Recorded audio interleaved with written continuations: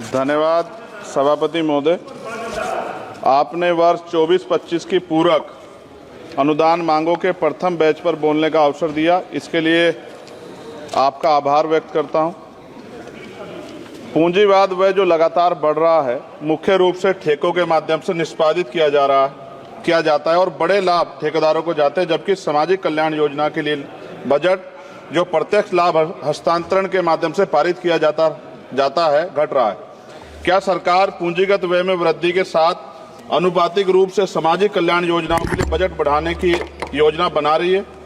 अनुसूचित जाति के कल्याण के लिए आवंटन पर विवरण यह दर्शाता है कि बजट के अनुमान 23-24 को 158,161 करोड़ रुपए और संशोधित अनुमान 23-24 का 146861.08 करोड़ रुपए, जबकि बजट का अनुमान 24-25 का 165597.70 करोड़ रुपए है, जबकि बजट परिव्यय 4765,768 करोड़ रुपए है, जो कुल बजट परिव्यय का लगभग 3% है। यदि नहीं तो अद्यतन आंकड़े क्या हैं? SC/SC योजना मुख्य रूप से आय सर्जन योजनाओं, कौशल विकास और बुनियादी ढांचे के विकास पर सकारात्मक कार्रवाई को लक्षित करती है, ताकि लक्षित आबादी के बीच गरीबी को कम किया जा सके, उन्हें गरीबी रेखा में ऊपर लाया जा सके। सरकार अनुसूचित जाति और जनजाति की आबादी के अनुपात में समावेशी विकास के लिए बजट आवंटित करने के लिए जाति गणना के साथ रुकी हुई जनसंख्या गणना कब शुरू करेगी? क्या सरकार बताएगी कि वर्ष 14-15 से वर्ष 23-24 तक प्रत्येक वित्तीय वर्ष के अनुसार SC/SC और TSP के तहत बजट की वह स्थिति क्या है? वित्तीय वर्ष 2014-15 से वित्तीय वर्ष 23-24 तक SC/SC और TSP बजट का लंबित बैकलॉग क्या है और बैकलॉग को कम करने के लिए क्या योजना है? क्या महात्मा गांधी राष्ट्रीय ग्रामीण रोजगार गारंटी योजना कार्यक्रम पर मद से 1 से पता चलता है कि 23-24 का वास्तविक व्यय 90806 करोड़ रुपए था और 24-25 का बजट अनुमान केवल 86,000 करोड़ रुपए था, जिसमें ग्रामीण श्रमिकों को रोजगार की गारंटी देने के लिए मनरेगा अधिनियम 2005 के तहत 100 दिन में काम देखते हुए भारी कमी की गई है। क्यों?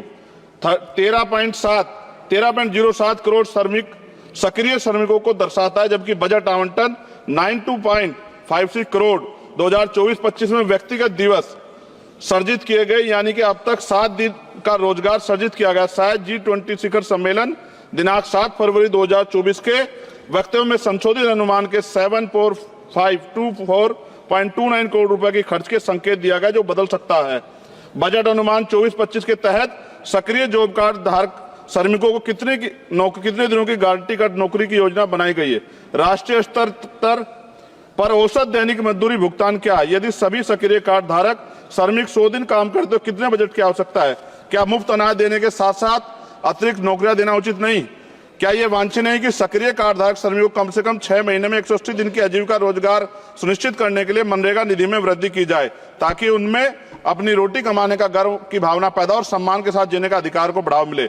स्कूली शिक्षा और साक्षरता विभाग पर समग्र शिक्षा बजट अनुमान लगभग 10.5% कम दर्शाता है। समग्र शिक्षा बजट अनुसूचित जाति और जनजाति की संख्या के अनुरूप है क्या? सक्षम आंगनबाड़ी और पोषण आंगनबाड़ी सेवा पोषण अभियान किशोरियों के लिए योजनाओं के लिए प्रावधान पिछले वर्ष की तुलना में कम है, जबकि NP ने प्रारंभिक बाल देखभाल और शिक्षा ECCI के पाठ्यक्रम की सिफारिश की, जिसके कारण अधिक आंगनबाड़ी कार्यकर्ताओं को उनके बजट की आवश्यकता है। क्या अधिकांश आंगनबाड़ी कार्यकर्ता SC और ST समुदाय से? कृपया सामान्य कर्मचारियों के साथ साथ राज्यभर तैनात अनुसूचित जाति और जनजाति कर्मचारियों का विवरण साझा करें। आंगनबाड़ी कार्यकर्ताओं में अनुसूचित जाति और जनजाति की राज्यभर प्रभावी उपस्थिति का प्रतिशत क्या है? क्या प्रधानमंत्री आयुष्मान भारत स्वास्थ्य अवसंरचना मिशन, जिसके लिए बजट में अनुमान के लगभग 50% की कमी दर्शाता है, जबकि जनसंख्या में वार्षिक वृद्धि और अवसंरचना के कारण पूंजीगत व्यय में वृद्धि के बावजूद बजट अनुमान 24-25 में भी कमी की गई है? आप स्वास्थ्य में व्यय को किस प्रकार बढ़ाएंगे तथा इसमें GDP के 6% के स्वीकार्य स्तर पर लाने का प्रस्ताव रखते हैं? अनुसूचित जातियों की लगभग 80% आबादी सीमांत किसानों और दिहाड़ी मजदूर से बनी जो गांव में रहते हैं, जबकि शेष आबादी शहरी क्षेत्रों में रहती है। इसलिए क्या बड़े पैमाने पर कृषि भूमि पर काम करने वाले दिहाड़ी प्रवासी मजदूरों के लिए किसान सम्मान निधि स्वीकार्य है? यदि हाँ, तो अनुसूचित जाति और जनजातियों के अनुसूचित जाति मजदूर और सीमांत किसानों के राज्यभर कितनी किसान सम्मान निधि दी गई? क्योंकि योजना का नाम किसान सम्मान निधि है। प्रस्तावित यूरिया सब्सिडी अनुसूचित जाति जनजाति किसानों की प्रतिशत जनसंख्या के अनुरूप तथा आप अनुसूचित जाति जनजाति किसानों के राज्यवार लाभार्थी जनसंख्या के बारे में जानकारी देंगे। क्या किसानों को लीगल एमएसपी की गारंटी का लाभ मिलेगा, देने को योजना है? प्रधान वित्त मंत्री बताने कृपा करें, प्रधानमंत्री फसल बीमा योजना अनुसूचित जाति और जनजाति किसानों के पास कितनी भूमि है?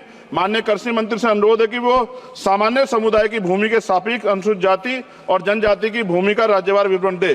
क्या प्रधानमंत्री उच्चतर शिक्षा प्रोत्साहन पीएम यूपीएससी खत्म कर रहा हूं सर, लगभग 23% की कमी दर्शाता है। क्या प्रधानमंत्री उच्चतर शिक्षा प्रोत्साहन पीएम यूएसपी योजना के तहत प्रावधान एससी और एसटी की आबादी को ड्रॉप आउट के अनुरूप है?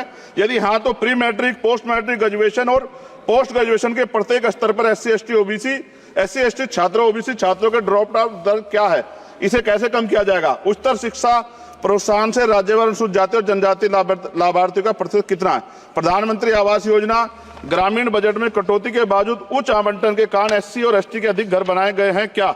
संशोधित बजट 2023-2024 में कटौती का क्या प्रभाव पड़ा?